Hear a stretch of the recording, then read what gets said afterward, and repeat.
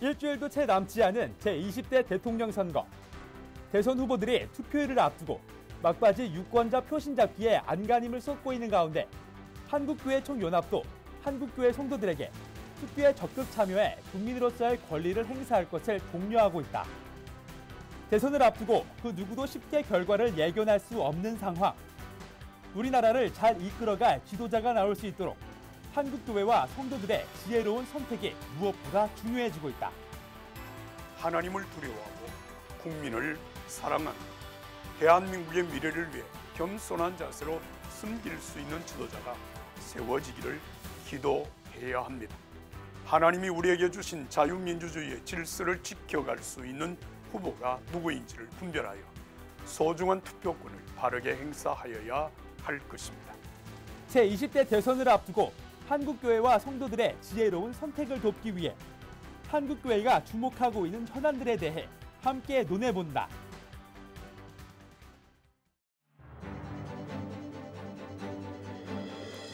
안녕하십니까. 한국교회를 논하다 진행을 맡은 박찬호 교수입니다. 한국교회 총연합은 지난달 제20대 대통령 선거와 관련해서 성명서를 발표하고 한국교회 성도들이 대선 투표에 적극 참여해 국민으로서의 권리를 반드시 행사할 것을 독려한 바 있습니다. 아울러 기독교적 가치관에 부합한 정부가 구성되도록 향후 5년을 바라보며 지혜롭게 지도자를 선택할 것과 그리고 모든 교인 각자의 정치적인 견해와 선택을 존중할 것도 함께 당부하였습니다. 어느덧 제20대 대통령 선거 투표일이 다음 주로 다가왔습니다. 그래서 오늘 한국교회를 논하다에서는 제20대 대선을 앞두고 한국교회와 성도들의 지혜로운 선택을 돕기 위해 한국교회가 주목하고 있는 현안들에 대해 함께 논의해 보고자 합니다. 오늘 함께해 주실 출연자들을 소개하겠습니다. 미래목회포럼 실행위원이신 양인순 목사님 나오셨습니다. 안녕하세요. 반갑습니다. 평촌 새순교회 담임 목사이신 고성재 목사님 나오셨습니다. 안녕하십니까. 반갑습니다. 그리고 한국공공정책개발연구원 장헌일 목사님 나오셨습니다. 반갑습니다. 앞서 말씀드린 대로 한교총이 지난달 발표한 성명 내용을 보면 제20대 대통령 선거를 통해 다음 5년을 이끌어갈 국가 지도자를 선출하는 만큼 모든 교인이 투표에 적극 참여하여 국민으로서 권리를 반드시 행사할 것을 권고한 바 있습니다. 한 사람의 국민으로서 투표권을 행사한다는 것이 어떤 의미를 가지고 있는지, 그리고 성경에서는 이에 대해 어떻게 전하고 있는지 궁금한데 이 부분에 대해서 양인순 목사님께서 이야기를 열어주시면 감사하겠습니다. 네, 오늘부터 20대 대통령을 선출하는 사전 투표가 시작이 됐습니다. 그리고 본 투표가 이제 코앞으로 다가왔는데요. 이전에 볼 수 없던 박빙 승부가 예상이 되고 있는 것 같습니다. 그러다 보니까 상대 후보에 대한 흑색 선전을 못해서 정말 많은 일로 인해서 이 선거에 대한 국민들의 피로도가 점점 높아지고 있는 것이 사실인 것 같습니다. 그래서 주변에 있는 분들 이야기를 들어보면 이번 선거는 인물이 없다, 뽑을 사람이 없다.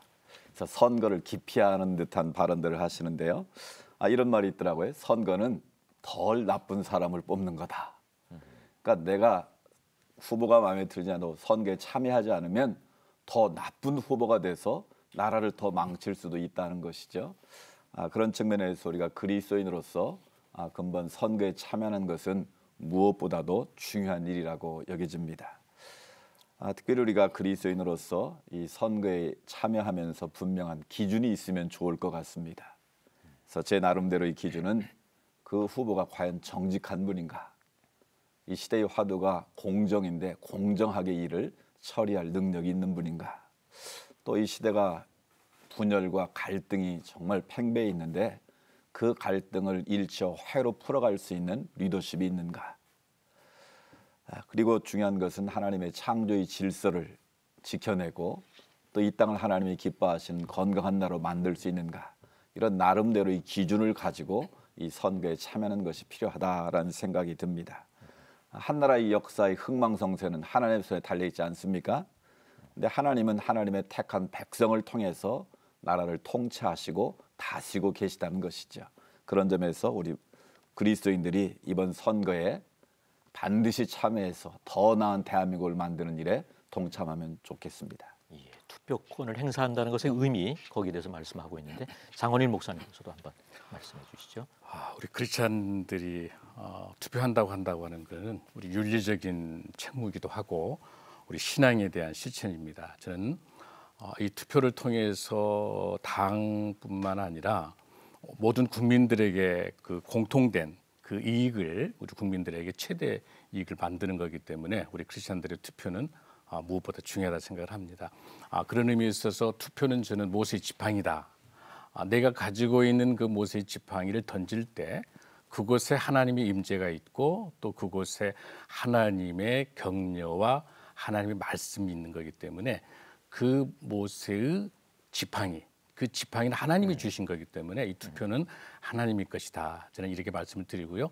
동시에 디모데전서 2장에 있는 것처럼 하나님이 세우신 지도자들에 대해서 기도하는 것이 투표다. 저는 그렇게 생각을 합니다. 그리고 마지막으로 그 마띠아를 뽑았던 그 제자를 선택할 때 제비뽑기 하지 않습니까? 그것처럼 12사도를 통해 하나님이 역사하신 것처럼 이 제비뽑기 투표를 통해서 바로 사도행전 2장으로 이어져서 마가의 다락방에 성령의 놀라운 임재가 임하는 것처럼 투표를 통해서 하나님의 말씀이 성경적 세계관으로 투표를 하게 될 때 이를 통해서 하나님께서 하나님의 나라를 이 땅에 실현하게 하신다. 그런 의미에 있어서 투표는 무엇보다도 한 분도 빠지지 않고 거룩한 투표를 통해서 하나님 나라를 이 땅에 오게 할 수 있도록 투표하시기를 간절히 바랍니다. 예. 말씀하신 것처럼 이번 20대 대선 후보에 대한 여론조사를 보면 그야말로 초박빙의 승부로 그 누구도 쉽게 승리를 예견할 수 없는 상황인데요. 코로나로 인해 그 어느 때보다 어려운 시기인 만큼 이번 대선에 대한 국민들의 관심이 어느 때보다 뜨거운 상황이 아닐까 생각해 봅니다. 이번 대선이 가지는 어떤 특징 또 한 사람의 국민으로서 또 성도로서 이번 대선을 어떻게 바라봐야 하는지 장원일 목사님께서 이어서 한 번 더 말씀해 주시기 바랍니다. 2022년 앞으로의 5년을 향한 아주 중요한 대선입니다.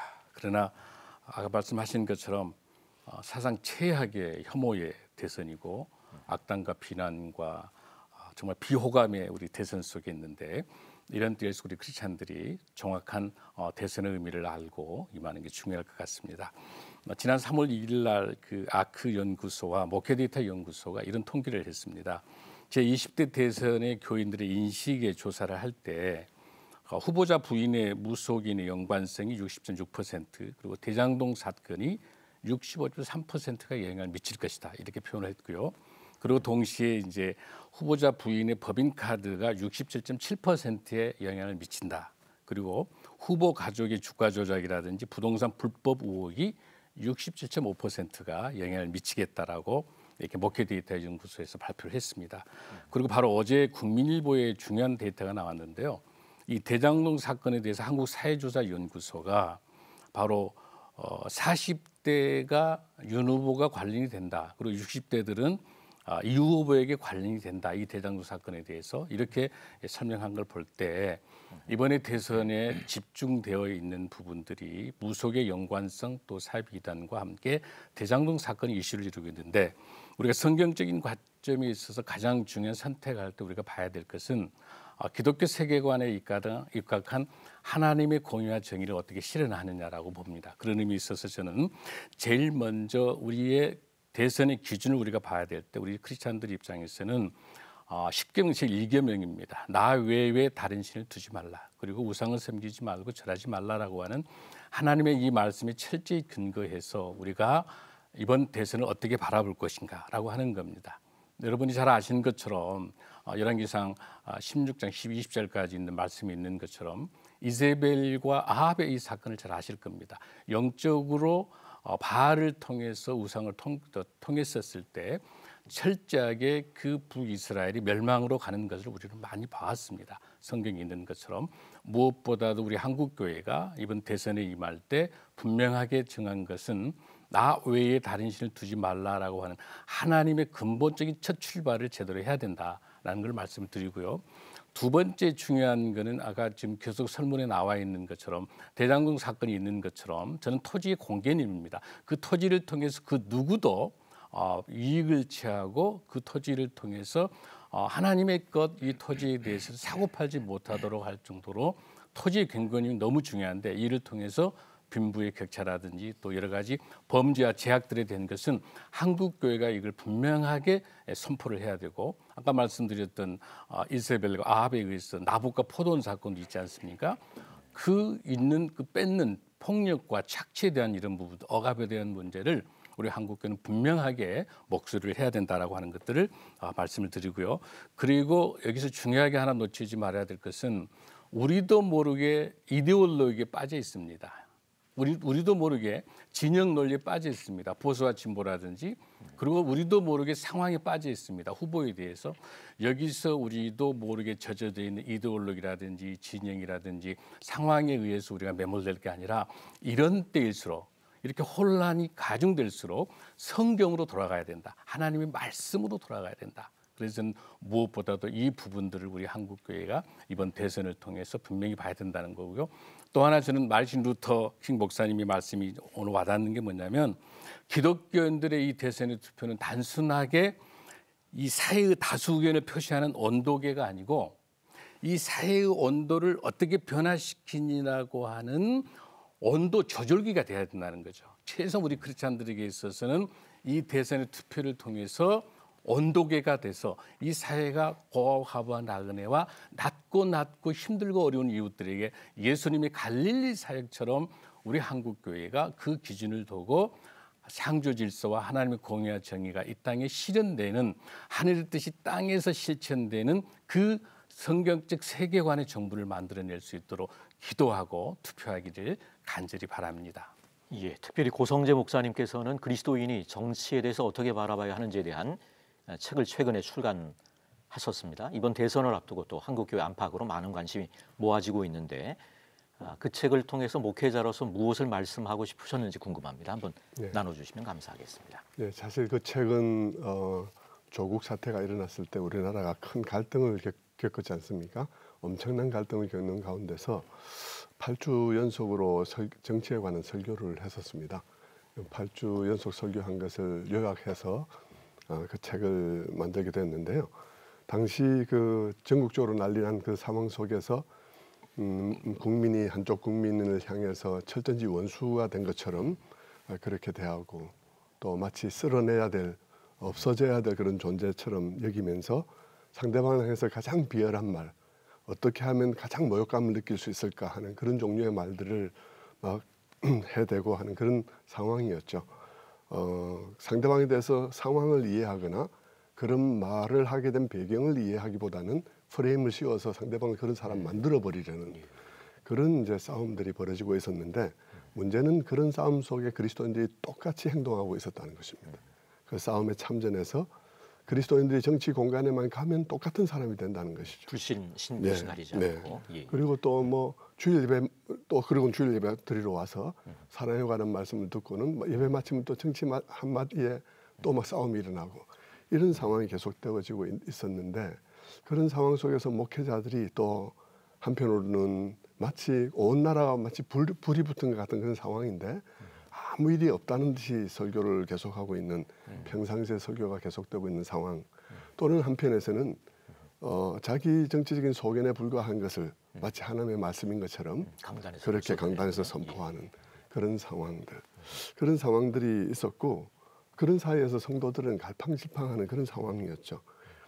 그래서 저는 그 책을 통해서 그리스도인들은 정치적인 상황 속에서도 다른 존재로 부름받았다는 사실을 잊지 말아달라.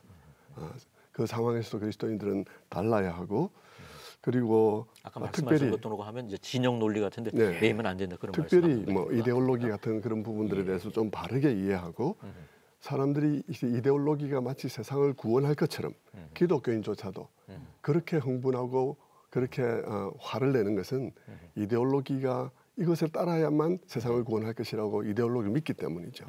그것은 우상숭배다. 이데올로기가 우상숭배된 사회다. 그것에 대해서 말을 하고 싶었고요. 특별히 또 성경을 가지고 막 끌어당겨서 자기 진영의 논리로 막 이용하는데 성경은 어떤 특정 진영을 지지하지 않는다는 거죠. 오히려 각 진영이 성경으로 수렴돼야 될 중심이지 각 진영 어느 진영을 일방적으로 지지하는 입장이 아니라는 사실에 대해서 성도들에게 알리고 싶었던 것이죠. 그런 부분에서. 예, 사실 강단에서 정치적인 그 개인적 견해를 설교로 말씀하시는 목회자도 우리가 종종 볼 수 있고요. 또 대선을 앞둔 만큼 교회 안에서 성도들끼리 누구를 선택해야 될 것인지에 대한 의견을 나누는 것도 많이 보게 됩니다. 이 부분을 우리가 어떻게 바라봐야 하고 또 어떻게 지혜롭게 의견들을 나눌 수 있을지 양인순 목사님께서 한번 말씀 나눠주시죠. 네, 이 문제에 대해서 우리 고 목사님이 잘 이미 지적을 해주시고 정리를 해주신 것 같습니다. 어느 목회자든 자신의 입장이나 뭐 견해를 가지고 밝힐 수는 있겠죠. 그런데 그것이 어디서 이제 말해지느냐, 선포되냐가 굉장히 중요한 문제인 것 같은데, 특별히 강단에서 자기의 어떤 주장이나 입장을 또 성경을 끌어들여서 자기 논리를 합류하는 방편으로 도구로 삼는 것은 그건 굉장히 문제라고 저는 개인적으로 생각을 합니다. 제가 신대원 다닐 때 설교학 교수님이 늘 우리에게 주지시킨 그 단어가 한마디인데, 목회자는 성언 운반 일념이 있어야 된다. 강단의 언어는 언제나 하나님의 거룩한 말씀을 하나님의 거룩한 언어로 선포되는 자리지, 절대 자기 주장이나 자기 논리나 어떤 진영을 선포하는 자리가 아니다. 그것을 놓치면 그거는 목사가 아니다. 늘 귀가 막 닳도록 말씀하셨는데 지금도 저는 그 말씀이 진리라고 여겨집니다. 그래서 특별히 목회자가 강단에서 하나님의 말씀을 선포할 때는 하나님 나라의 복음 자체를 선포해서 진영 논리에 갇힌 사람들이 그 말씀 속으로 들어오도록 만드는 게 목회자의 책임이지, 어떤 이데올로기나 진영 논리에 사로잡혀서 그걸 성경을 빗대 가지고 그걸 끌고 가는 것은 굉장히 어쩌면 죄악이라고 여겨집니다. 그런 점에서 목회자의 강단 언어는 정말 주의해야 되고 또 그것을 주장하는 것은 조심해야 된다는 걸 말씀드리고 싶고요. 또 성도들 역시도 뭐 각자의 자기 주장이나 어떤 입장을 표현하는 것은 뭐 너무나 당연하고 중요한 것이라고 여겨집니다. 그런데 중요한 것은 신앙 공동체 안에서 많은 분들이 정치기를 하다가 갈등과 분열이 생긴 걸 자주 보거든요. 그래서 뭐 누구 때문에 교회 못 오겠다, 뭐 심지어 그렇게 말하는 분들도 있어요. 그래서 왜 그럴까? 뭐 1차적으로는 목회자의 책임이 크다고 보고요. 또 한 가지는 우리 성도들 간에도 어떤 내 생각, 내 주장만 옳다는 이 독선적인 태도, 좀 그것을 우리가 좀 고쳐야 될 것 같아요. 그래서 열린 마음으로 상대방의 입장을 경청하고 또 공감하고 그것을 들어줄 수 있는 그런 태도가 중요한 것 같아요. 그래서 많은 분들이 우리 대화하자. 근데 그 대화가 대놓고 화내는 게 대화라고 그러지 않습니까? 뭐 그럴 정도로 이런 대화에 참 상대방의 서툰데. 의견을 들으려고 하지 않고. 그러니까 결국 왜 대놓고 화를 나겠습니까? 서로 대화하자고 그래놓고. 그 내 이야기만 하고 내 주장만 하고 너는 틀렸다. 또 우리는 틀린 것과 다른 것을 잘 구별하지 않고 대화를 하다 보니까 더 많은 갈등이 일어나는 것 같아요. 그래서 정말 상대방이 틀린 것이 아니라 얼마나 그렇게 주장할 수 있겠구나, 생각을 있겠구나, 그거를 열린 마음으로 받아주고 또 그것에 대해서 공감하는 마음을 가지면 이런 갈등들은 얼마든지 풀어갈 수 있는 지혜가 있다고 생각이 됩니다. 예, 고성재 목사님 또 뭐 이 부분 부연 맞습니다. 이게 그 사실 정치 이야기를 교회에서 해야 되느냐 말아야 되느냐 문제는 보통 교회에서 정치 이야기 하지 마라 이렇게 얘기를 정리를 하죠. 그러나 저는 정치가 우리 삶의 거의 전부라면 정치에 대한 대화가 교회 속에서 이루어질 수 없다는 것이 문제라고 생각해요. 그렇게 이제 감정적으로 고조되어 있다는 것이 문제라는 것이죠. 저는 그렇게보다는 그런 중요한 문제들의 대부분을 우리가 교회 내에서 얘기를 할 수 없다면 그래가지고 우리가 공동체가 될 수 있을까? 그건 아닐 거라고 생각이 들어요. 문제는 무턱대고 금지하기보다는 어떤 방식으로 대화할 수 있을지의 기본적인 관념들을 정리해가는 것이 필요하다고 생각합니다. 그래서 서로 공감과 이해 방식으로 대화하도록 가르치는 일이 중요할 것 같아요. 그래서 저는 이번에도 이 설교를 하면서 교인들의 몇 가지 이제 논리적으로 접근해서 가르쳤는데, 그것이 예를 들면 이제 이데올로기는 그것이 만들어지게 된 시대적인 배경이 있다, 사회적인 배경이 있다. 그리고 그 이데올로기에 대해서 당신이 그 진영에 가 있는 것, 그것도 당신에게 배경이 있는 거다. 당신의 삶과 배경이 있어서 그런 것이다. 그리고 당신의 상황이 바뀌면 당신이 또 다른 쪽에서 다른 얘기할 가능성도 충분히 있다. 그렇게 본다면 당신이 지금 하고 있는 얘기가 절대 진리가 아니다 하는 것에 대해서 교인들에게 얘기를 하는 것이죠. 그러니까 그렇게 악을 쓰고 그럴 필요 없이 당신의 배경하고 지금 상황하고 관련돼 있는 것이다.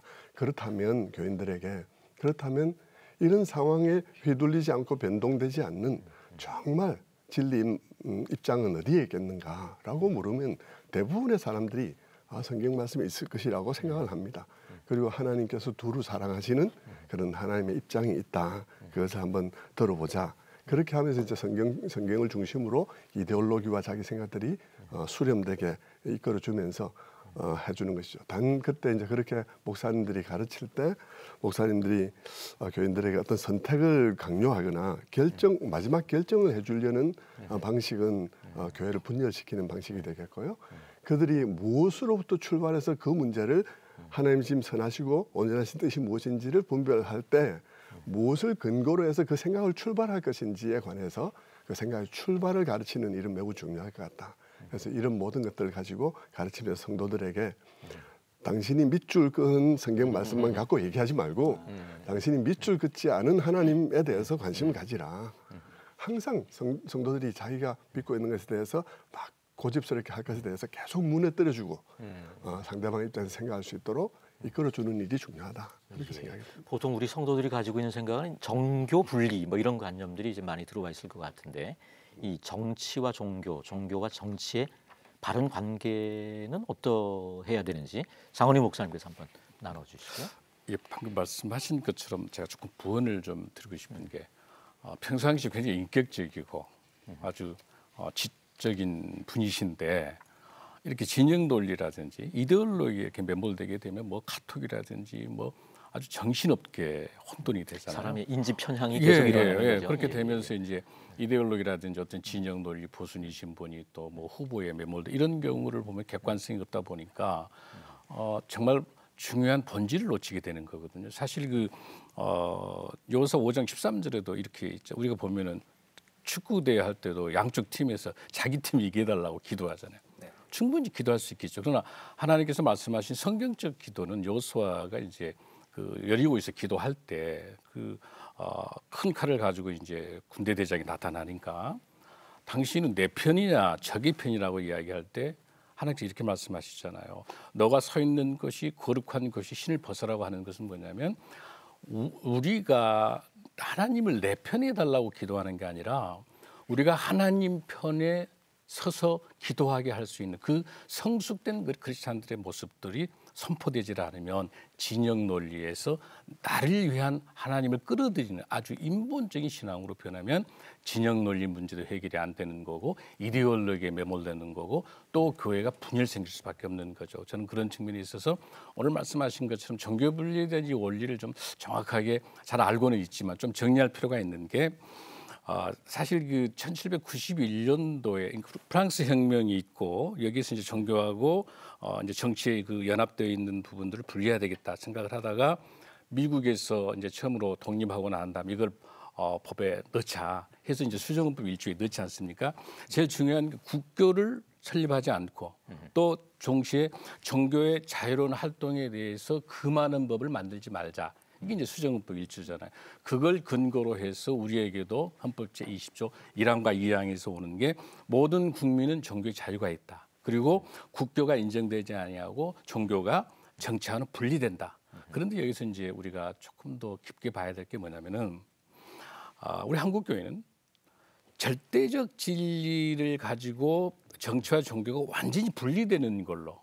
그러니까 정치가 하는 건 무엇이든지 간에 관여하지 말고 그렇게 분리해서 우리 교회는 교회고 정치는 정치 이렇게 생각을 많이 하는 절대 분리가 있잖아요. 근데 사실은 제가 보기에는 상대적 분리가 저는 맞다고 생각하는 게 뭐냐면 권력도 하나님께서 주시는 거고 그 권력을 통해서 공동선을 실천하는 것도 하나님께서 임해 주는 거기 때문에 그 권력이 성경적 세계관에 입각했을 때 공의와 정의롭지 못하고 불의에 의해서 국민을 분열하는 이런 것들이 있다면 정확하게 교회는 정치의 문제를 제기하고 나단 선지자처럼 정치의 문제를 제기하고 또 이를 시정하게 되고 이걸 바꿀 수 있도록 깊숙이 참여하는 것인데 이 교회가 직접적인 참여 방법보다는 정치라는 것을 통해서 이 정치가 바르게 하나님의 세계관에 의해서 하나님의 공의와 정의를 이 땅에 실현할 수 있도록 정치를 통해서 할 수 있도록 그런 참여하는 것이 저는 분리되어 있는 종교 분리에 있어서 우리가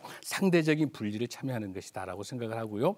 저는 동시에 종교가 우리 권력을 통해서 국민들에게 이임된 부분들에 대해서는 반드시 선지자적 사명을 가지고 봐야 된다. 그리고 동시에 정치도 종교에 있어서 그 종교가 그 공공선에 있어서 공공성을 갖지 못한다면 정치가 관여할 수 있는 거죠. 행정의 명령을 통해서 교회 안에서 분열이라든지 횡령이라든지 갈등이 있으면 세상법이 들어온단 말이에요. 그러니까 세상법이 들어오기 전에 사회법이 들어오기 전에 교회의 공공성과 공교성 회복하는 것이 종교 분리라고 하는 그 근본적인 취지를 잘 이해할 수 있는 것이다. 그래서 저는 상대적 분리를 통해서 헌법 제20조를 지켜가는 것들이 우리 교회의 역할이다 이렇게 생각을 합니다. 말씀을 들으면서 느끼는 거는 우리가 종교 분리라고 하는 것에 대해서 많이 오해하고 뭐 그런 거 있는 것 같은데 실제 이제 종교 분리가 미국에서 어떤 맥락에서 이야기되는지에 대해서 잘 설명해 주신 것 같습니다. 고성재 목사님께서 기독교인이 정치를 바라보는 관점이 어떠해야 되는지 세상적 관점과 어떤 면에서 차별화되는지 이 부분 좀 한번 말씀해 주시면 감사하겠습니다. 사실 우리 뭐 성경에서 시작해서 이제 이 부분을 봐야 되는데요. 이스라엘 백성들이 가나안 땅에 들어갈 때 하나님께서 사실 그 가나안 땅에 들어간다는 상황 자체가 가나안 7족 속에 있는 상황 속에서 들어가서 새로운 공동체, 대조되는 공동체를 만들기 위한 것이죠. 그 속에는 사회가 담겨 있고 사회 윤리가 담겨 있는, 그래서 그런 점에서 대조가 되는 공동체를 만드는 것인데, 그때 칠족속이라는 이데올로기가 존재하고 있는 거죠. 칠족속이라는 이데올로기가 존재하고 있는 곳에 지금 하나님께서 여호수아를 물들면 안 되는 거네요. 들여다보내면서 좌로나 우로나 치우치지 말라 그러면서 하나님 말씀을 주야로 묵상하라고 말씀을 하게 하죠. 그러니까 그 사실 자체가 우리 오늘 상황에 굉장히 시사하는 바가 큰 것이죠. 우리가 지금 좌우에 휘둘리고 있는 상황인데 그런 가운데서 기독교인들에게는 휘둘리지 마라, 기준이 있다. 하나님 너희들에게는 기준이 있다고 말씀하시는 거예요. 그 기준은 그 공동체가 구현해내야 될 가치였습니다. 그것은 뭐 서로 남다른 사회, 새로운 사회, 하나님 나라를 반영하는 가치를 구현해가는 노력들이 그리스도인에게 있어야 된다는 것을 의미하는 것이죠. 그런데 사실 그것은 사실 하나님의 시각을 반영하는 것인데, 그것은 어떤 면에서는 에덴 동산에서 시작된 것이죠. 에덴 동산에 선악과라는 것이 있었고, 동산의 모든 것을 너희 마음대로 다 먹으라 자유를 주시고, 그러나 선악과가 있다는 사실을 기억해라 이랬는데, 그러면 그 선악과는 뭘 의미하는 것일까라고 할 때, 모든 것을 너 마음대로 자유로 너의 마음대로 누리되, 그러나 한 가지 기억해라, 너하고 다른 시각이 존재하고 있다. 너는 너를 중심으로, 너가 만든 것을 중심으로, 너가 시간과 노력을 기울인 것에 애착을 가지는 것을 중심으로 결정하고, 그것에 유리할 때 너가 좋은 것이라 생각하겠지만, 그러나 너의 시각하고는 다른 창조주의 시각이 있다. 그 창조주의 시각은 창조주가 만든 모든 것을 두루 사랑하시는 그런 모두를 향해서 따뜻한 시각이 있다. 그 시각을 기억하고 내가 모든 것을 누리라. 이렇게 이제 된 것이죠.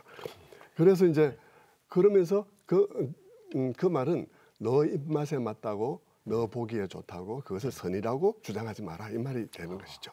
네. 그러니까 그런 면은 우리 성경이 우리 사회에 대해서 시사하는 바가 엄청 크다는 사실을 말해주는 것입니다. 그런데 타락이라는 것이 오면서 하나님의 기준이 여기 있다면 그 기준선에 설 수가 없는 것이죠. 사람이 자기 중심성 때문에. 그래서 자꾸 이쪽에 치우치거나 저쪽에 치우치거나, 자유에 치우치거나 평등에 치우치거나 계속 왔다 갔다 할 수밖에 없는 상황이죠. 그런 가운데 그리스도인들이 서 있는 거예요. 그리스도인들이 그 가운데 서 있다 보니까 그리스도인의 역할이 주어지는 것이죠.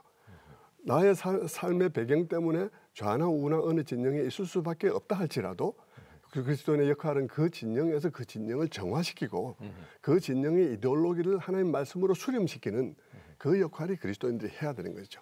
어느 진영에 있는 것은 어쩔 수 없다 하더라도 역할은 그렇게 돼야 된다. 그래서 진영을 정화시키는 역할을 해야 된다라고 저는 생각합니다. 감사합니다. 투표일이 다가올수록 무수히 다양한 공약들이 쏟아져 나오고 있다고 해도 과언이 아닌 것 같습니다. 각 후보의 다양한 공약과 주장 가운데 그리스도인으로서 특별히 주목하고 주의해야 할 부분이 무엇인지 살펴보면 좋을 것 같은데요.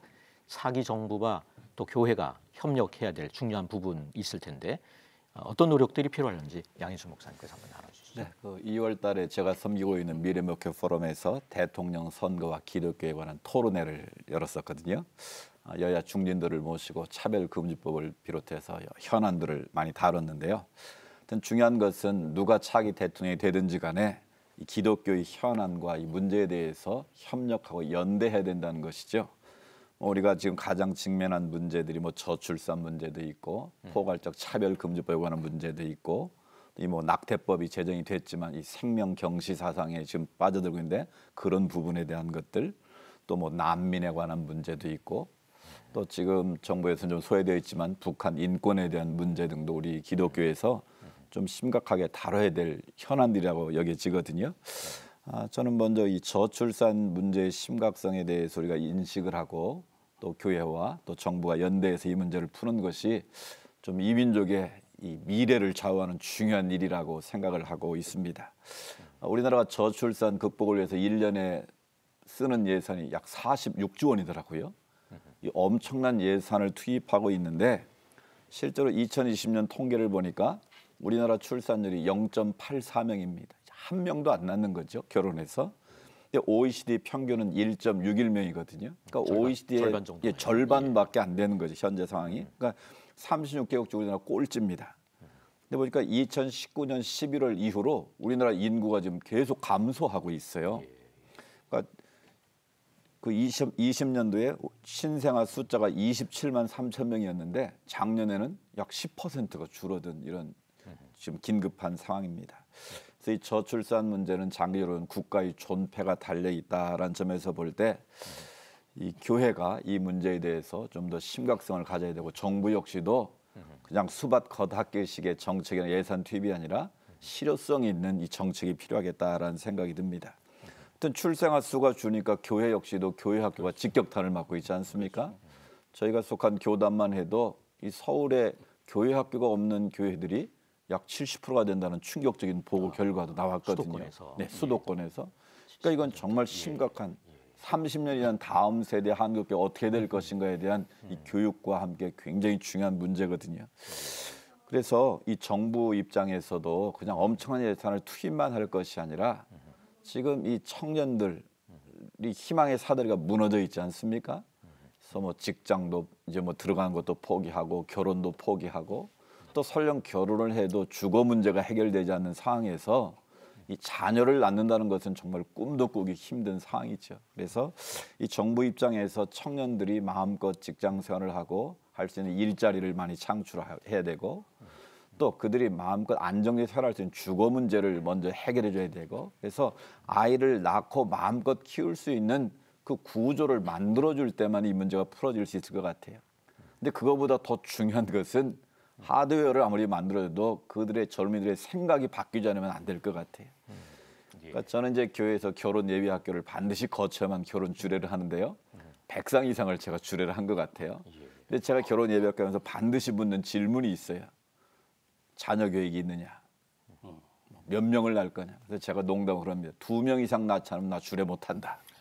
이제 그래서 그런지는 몰라도 이 제가 주례한 그 젊은이들이 가정을 두고 행복하게 살면서 2명, 3명을 대부분 낳고 지금 살고 있어요. 그래서 이건 교회만이 할 수 있는 일이겠구나.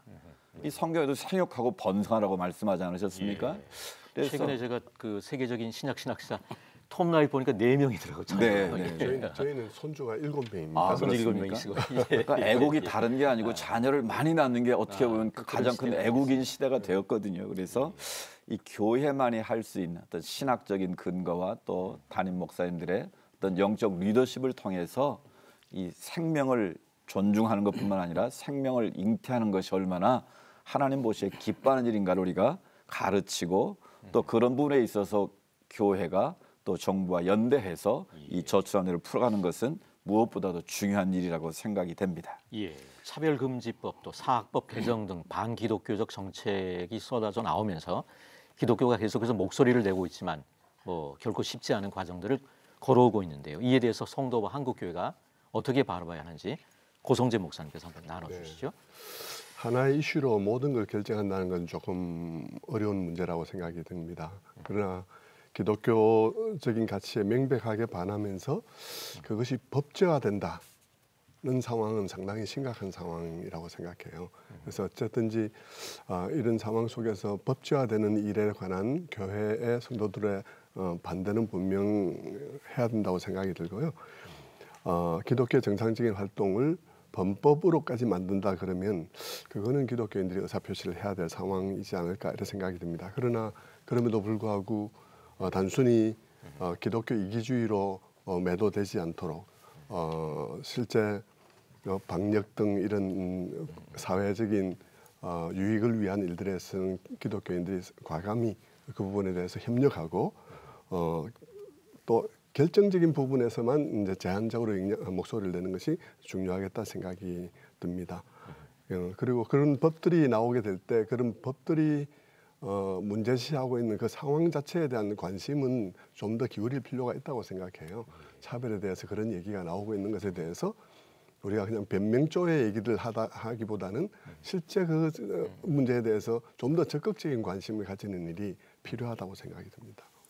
예, 예배 회복과 공공성 회복을 위한 한국교회의 노력이 필요할 것 같은데 그 부분과 관련해서 정부와 관련해서 어떤 부분들을 개선할 수 있을지 이 부분에 대해서 장원일 목사님께서 한번 나눠주시면 감사하겠습니다. 제가 섬기고 있는 그 한국기독교 공공정책협의회 우리 기공협에서 지난번 여야 대선 후보에게 이제 정책 제안을 해서 그 답을 이제 듣는 것 중에서 방금 말씀하셨던 저출산 문제를 포함을 해서 저는 가장 중요하게 본 것 중에 하나는 유사종교 피해 방지 및 구제에 관한 법률 제정권이라고 봅니다. 왜냐하면 지금 신천지가 정치권에 개입되어 있는 여러 가지 설들도 있고 또 이 유사종교를 통해서 가정이 파탄되는 이런 부분들을 우리 한국교회가 예의주시해서 접근해야 되는데 이번에 여야 후보의 답을 들었던 것 중에가 여당에서는 사회 공동체의 심각한 유해를 위해서 행정 권한을 하겠다. 그 대신에 종교 영역에 대해서는 시민의 안전과 행정 명령을 하겠다고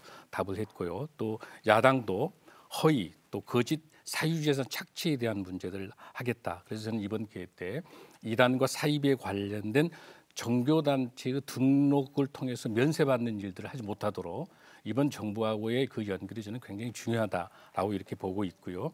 그다음에 또 하나 중요한 것 중에 하나는 앞으로 이제 예배에 관련된 여러 가지 공공성, 공교회성 부분들이 있는데 어차피 우리 한국 이번에 대선은 1987년 이후로 직선제 이후로 계속해서 반복되는 문제들이 있는 것처럼 이번에 여당 쪽에서 당선이 된다 하더라도 독주할 다수석을 갖고 있기 때문에 독주할 가능성이 있고 야당이 된다 한다면은 식물 대통령이 될 가능성이 높습니다. 그래서 저는 이번에 특히 우리 한국교회가 공공성과 공교회성을 갖는 가장 중요한 것 중에 하나는 이 정권 자체는 악할 수밖에 없고 여기에 거짓과 권모술수가 있을 수밖에 없는 많은 제약이 있다고 봅니다. 그 전제하에 우리 교회가 해야 될 사명이 뭐냐면은 통합정부를 이뤄내서 여야가 함께 힘을 모아 연합정부 형태를 통해 가지고 올바르게 국민들의 삶의 질 그리고 우리가 지금 코로나 문제뿐만 아니라 기후위기라든지 저출산이나 산적한 많은 문제가 있는데 당리당략에서 진영 논리, 이데올로기로 싸울 시간이 지금 없거든요. 이게 통합을 해낼 수 있고 범국민적으로 국민들에게 통합과 화합과 연합을 해낼 수 있는 것은 오직 성경적 세계관의 성경의 말씀으로 하나님께서 주신 말씀으로 평화와 화평과 나눔과 섬김과 성경적 언어를 세상의 언어로 바꿔서 국회를 뿐만 아니라 정부가 그런 정부가 들어설 수 있도록 특별하게 이번에는 대선 결과에 관계없이 내가 기도했던 사람하고 당선되든 안 되든 성경적 세계관으로 이 정부가 그 가치관으로 바로 설 수 있도록 우리 크리스찬들의 그 공공성과 공교회성을 회복하는 것은 너무 중요하다. 이걸 말씀을 꼭 드립니다. 예, 어쨌거나 제20대 대선이 다음 주로 다가온 만큼 모두가 예민할 수밖에 없는 시간들입니다. 그만큼 목회자와 성도가 특별히 주의해야 할 부분도 있을 것 같은데요. 지혜로운 선택에 앞서 한국교회와 성도들에게 꼭 전하고 싶은 말씀이 있다면 이 시간 마무리하면서 1분 정도씩만 말씀을 전해주시면 감사하겠습니다. 먼저 고성재 목사님부터 하실까요? 네. 예. 투표 참여는 단지 선거의 과정일 뿐만 아니라 하나님 앞에서 우리가 응답하는 과정이라고 생각해요.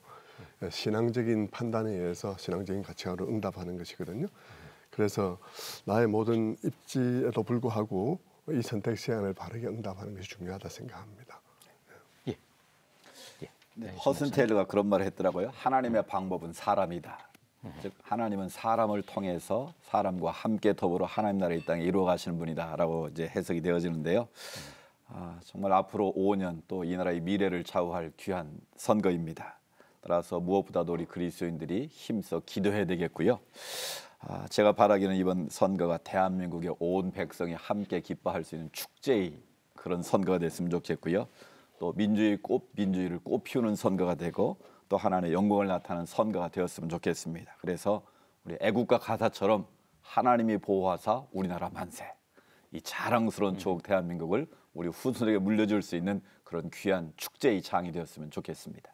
예, 장원일 목사님께서는 아까 전 누가 되든지 간에 통합 정부가 되면 좋겠다 이런 말씀을 아주 말씀하셨는데 또 마지막으로 한번 당부의 말씀. 저는 이번 대선을 앞두고 우리가 투표하기 전에 우리가 먼저 하나님 앞에 회개하고 기도하면서 하나님 마음에 합당한 사람이 선택될 수 있도록, 내가 원하는 사람이 아니라 하나님 마음에 합한 사람이 선택할 수 있도록, 특히 전 세계적으로 전쟁과 갈등과 기후변화와 환경과 통일 문제 등 많이 산적한 문제인데 정말 우리 한국교회가 앞으로 대선 결과에 관계없이 하나님이 세우신 대한민국이 될 수 있도록, 기도로 시작한 대한민국이 될 수 있도록, 그 하나님의 말씀에 순종하는 한국교회 될 수 있도록 연합하고 힘을 모아서 기도하면 좋겠습니다. 예, 우크라이나에서 전쟁이 발발하는 것을 이렇게 보니까 이 정상적인 사고를 가진 사람들이 참 이렇게 정치인이 돼야 되는데 푸틴이나 뭐 아베나 또 여러 사람들 좀 문제가 많은 사람들이 정권을 잡게 되면서 온 세계가 시끄러운 그런 가운데 있는 것 같습니다. 예, 오늘 한국교회를 논하다에서는 20대 대선을 앞두고 한국교회 성도들이 유권자로서 어떻게 지혜롭게 참여할 수 있는지에 대한 다양한 이야기들을 나눠보았습니다. 급변하는 국제 환경 속에서 대한민국을 지켜내고 5년 동안 국민의 삶을 더 높은 수준으로 보장하고 더불어 다음 세대의 꿈과 역량을 극대화할 지도자가 필요하다는 것은 우리 국민 모두가 다 바라는 바일 것입니다. 우리 성도들도 국민의 한 사람으로서 신성한 권리를 행사해야 할 의무가 있음을 기억하고 투표에 적극 참여하며 함께 기도하면 좋겠습니다. 한국교회를 논하다 오늘 순서 여기서 마칩니다. 시청해 주신 여러분 고맙습니다.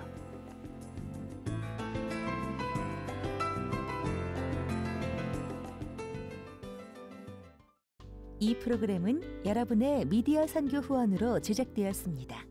선교는 사명, 후원은 동역. 당신도 복음을 전할 수 있습니다. 선교 후원 02-6333-1003번